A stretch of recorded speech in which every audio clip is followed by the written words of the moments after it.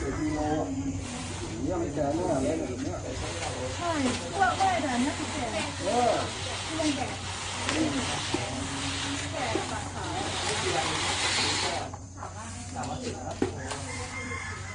ไม่มีกำหนดตัดอะไรเนี่ยเพราะเป็นตัวอ้อนรักกันอยู่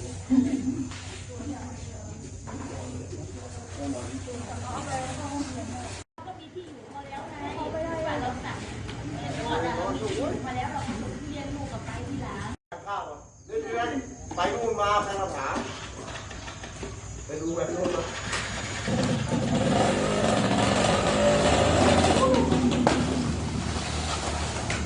ดูทันเลยไป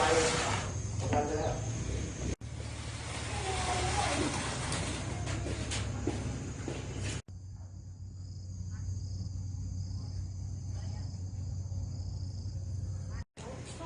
กองไม่ทันหัวดู